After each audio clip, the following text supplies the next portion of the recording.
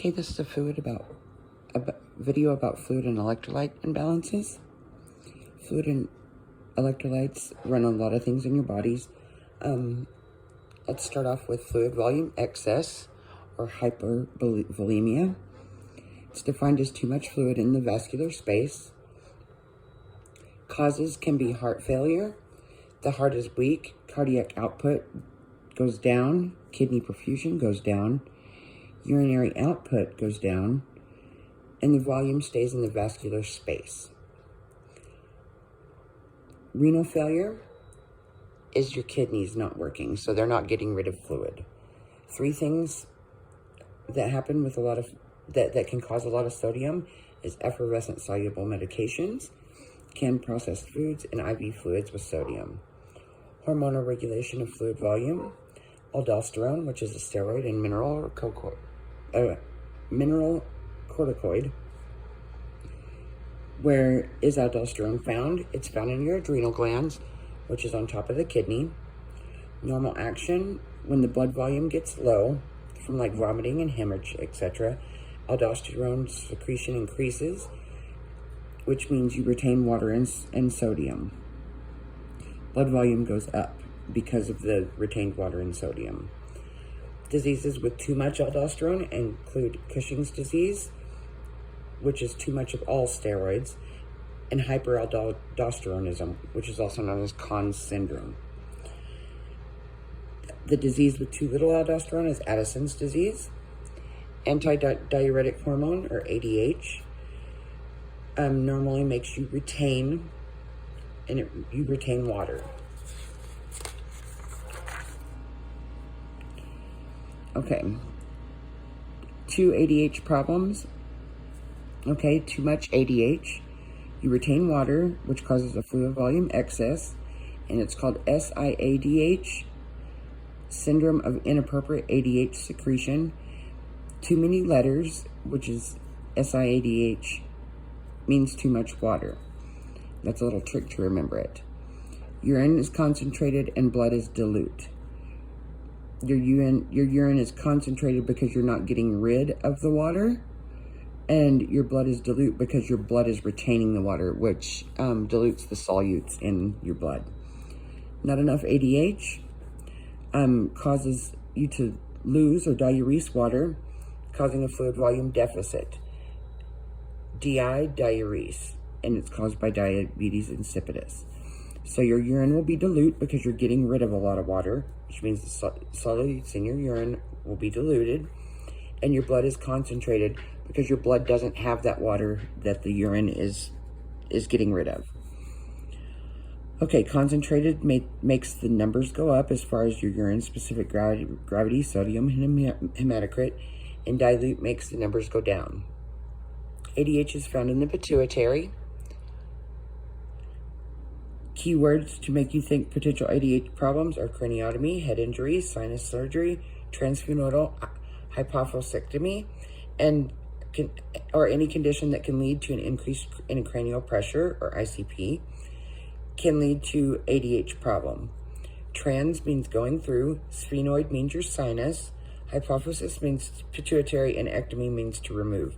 So they're going through your sinus to remove part of your pituitary gland.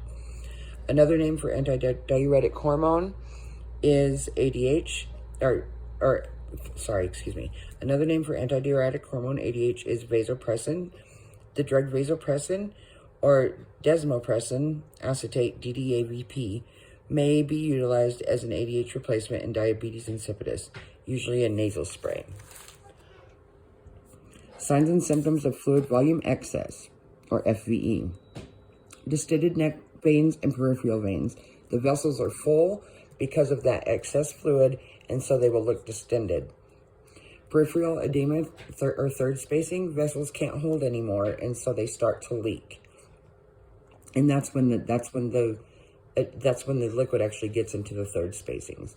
Your lung sounds will be wet or crackles. Polyuria. The kidneys will notice the problem and try to compensate by getting rid of that fluid or diuresing. Your pulse will increase. The heart only wants fluid to go forward, If the fluid doesn't go forward, it's going backward into the lungs, which can lead to heart failure and then pulmonary edema, which is fluid in the lungs. You palpate an artery and it will feel bounding and full because of the fluid volume excess. Blood pressure increases, more volume it equals more pressure. The weight is increased. Any acute gain or loss isn't fat, it's fluid. So you'll actually gain weight because of all the fluid that you're retaining. Treatment: low sodium diet, restrict fluids, INO, and daily weights, and that's to keep track of how much fluid you are retaining. You can also treat it with diuretics. For example, furosemide, which is Lasix. It is a loop. You lose potassium with furosemide, so it is not a potassium-sparing diuretic. Bumetidine, Bumex, may be given when furosemide Lasix doesn't work. Hydrochlorothiazide or thiazide. Watch lab work with all diuretics for dehydration and electrolyte problems. Potassium sparing, an example of that is spironolactone or aldactone, and that retains potassium. So that is a potassium sparing diuretic. Okay, another treatment is bed rest, which increases diuresis by the release of ANP and it decreases production of ADH. Physical assessment: focus on the pertinent signs and symptoms. Give IV fluid slowly to the elderly and very young clients with a history of heart or kidney problems. Fluid volume deficit: this is going to be a lack of appropriate fluids or hypovolemia.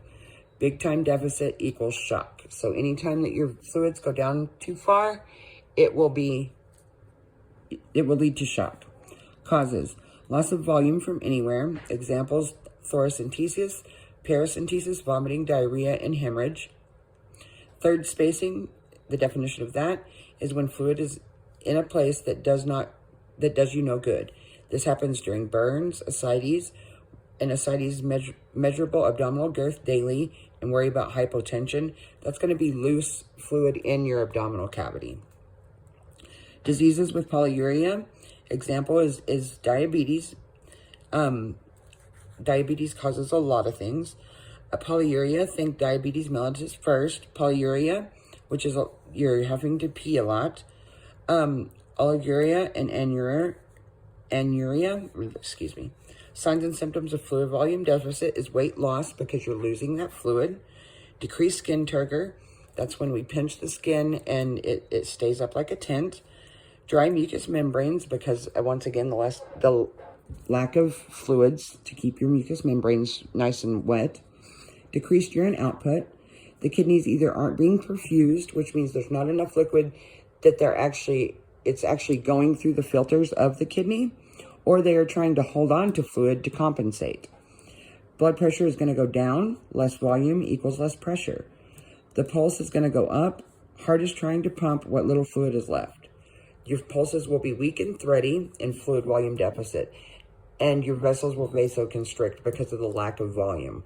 And once again, that lack of volume is caused by the lack of fluid.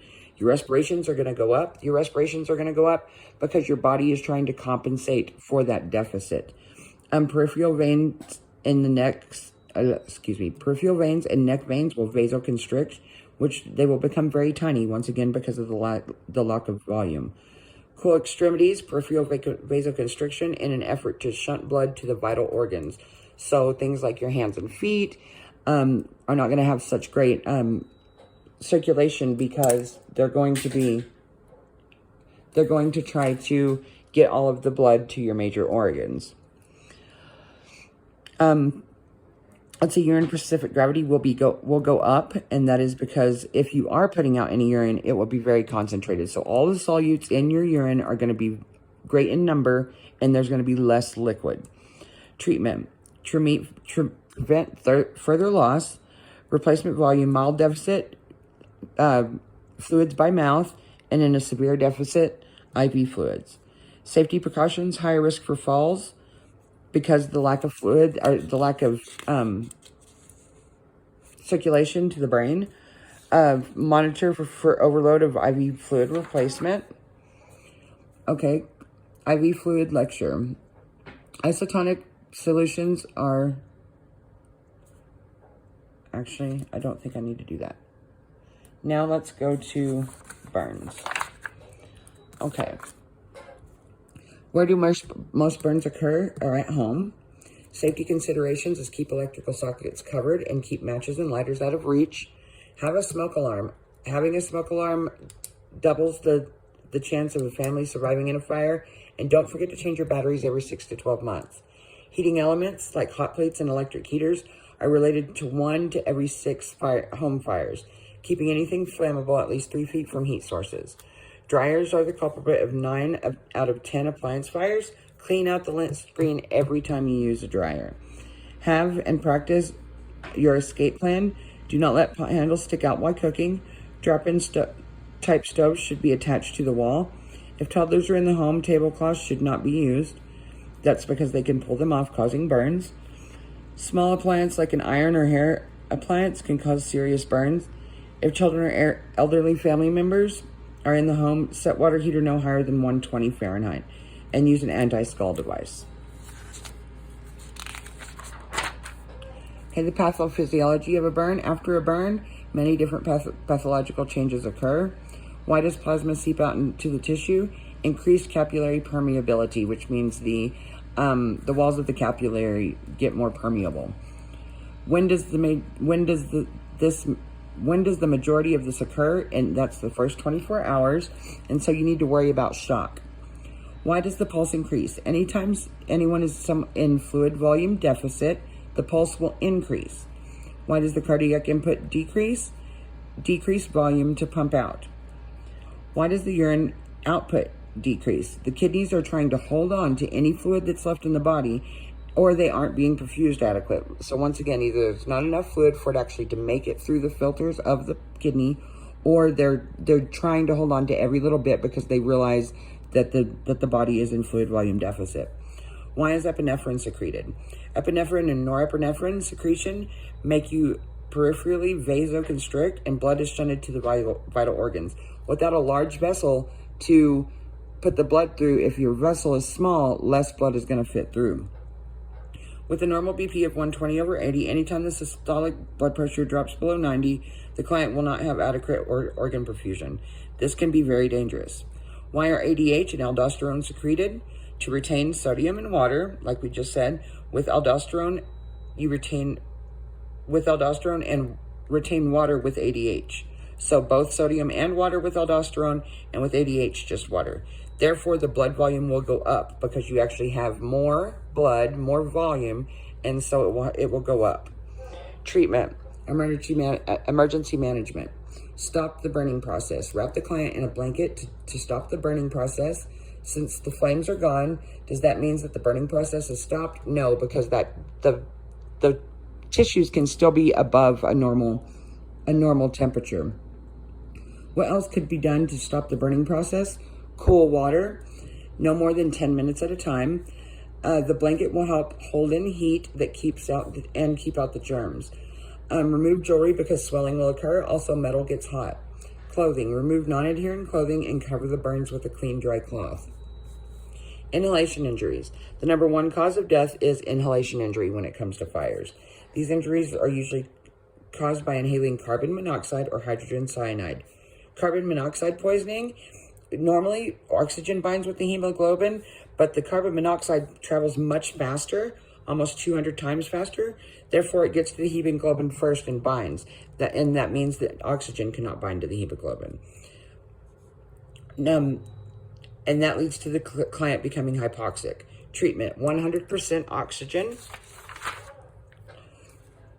Okay, if it's hydrogen cyanide, treatment is also 100% oxygen. An antidote may be given at the hospital.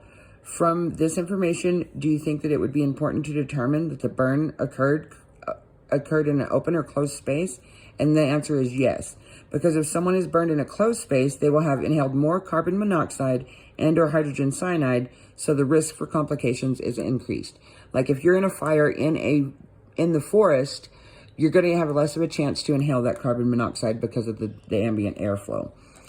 When you see a client with burns to the neck, face, and chest, focus on on what? You want to focus on their airway because that could be damaged as well.